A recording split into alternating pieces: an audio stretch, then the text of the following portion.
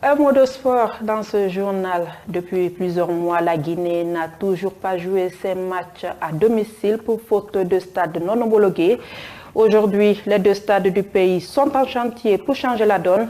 Une mission de la FIFA est à Conakry à cet effet pour visiter ces différents stades qui doivent permettre à la Guinée, après rénovation, de recevoir ses adversaires à Conakry. Mohamed Issa Gassouma. Doter le pays d'infrastructures sportives, c'est l'ambition du nouveau ministre des Sports et de son département. Diamond Bogoulaba, accompagné des dirigeants de la FEGIFOOT, ont reçu la coordinatrice régionale des programmes Afrique de la FIFA. Cette dernière est venue mettre le pied à l'étrier et visiter avec les autorités les différentes réalisations faites par le pays.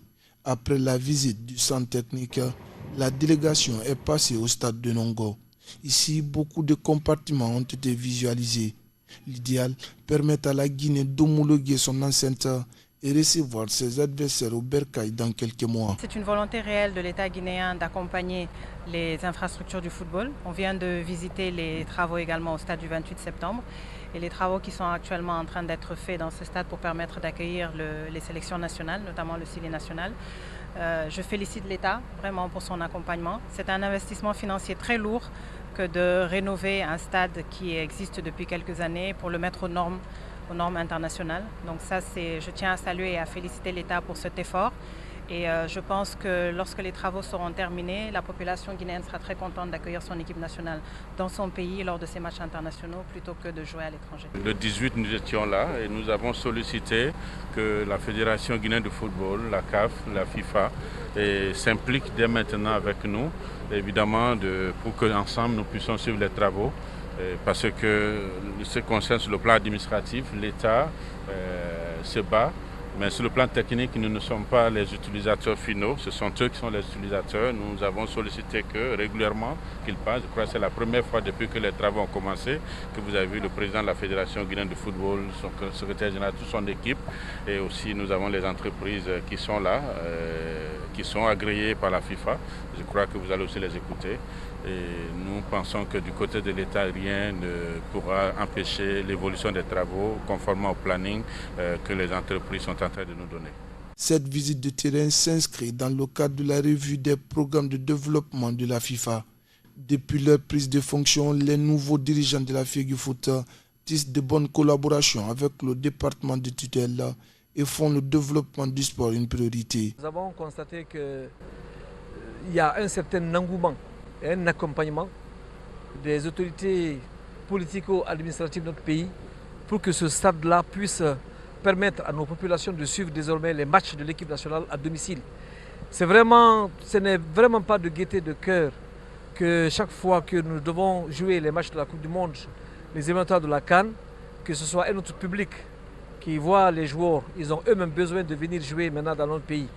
Et nous osons espérer, en tout cas comme je l'ai dit tantôt, avec la fougue du ministre en charge des sports qui en fait une priorité accrue, mais aussi avec la détermination de la fédération de pouvoir offrir le spectacle à son public et par le fait que nos amis de la FIFA ont décidé même de nous accompagner. Vous avez vu ce que nous stimulons du point de vue des rapports de coopération avec les organismes internationaux. Tout ceci pour accompagner l'État, pour accompagner les populations, pour accompagner nos équipes à pouvoir organiser nous aussi, à l'instar de la Côte d'Ivoire, de grands événements sportifs dans notre pays. Dans ce stade, les travaux avancent à la volonté de l'entreprise qui s'occupe de la pelouse.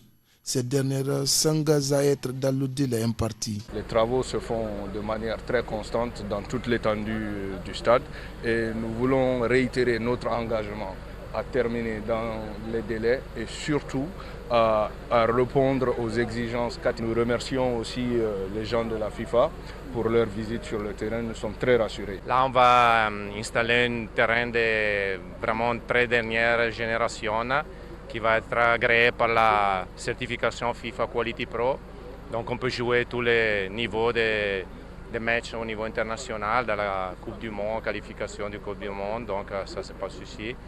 Et on pense que c'est le système meilleur pour garantir une très haute qualité de jeu en considération du climat qu'on a en Guinée et de l'expertise au niveau de l'entretien. Cette visite d'une grande importance affiche la volonté des nouvelles autorités du pays à doter la jeunesse guinéenne d'infrastructures de dernière génération. La coordinatrice régionale de la FIFA en Afrique a quitté Conakry satisfaite des projets de développement du pays, mais aussi la bonne collaboration entre le ministère des Sports et la FEGIFOOT. Dès après cette visite, Kémo Bougoula Aba et son département ont reçu toutes les fédérations sportives à travers le Comité national olympique. Les parties ont largement échangé sur les difficultés rencontrées avant d'étaler la situation concernant l'aide à apporter à ces dernières. Après la projection de la maquette sur le stade du 28 septembre, le ministre des Sports promet d'accompagner les fédérations pour tirer haut le sport guinéen.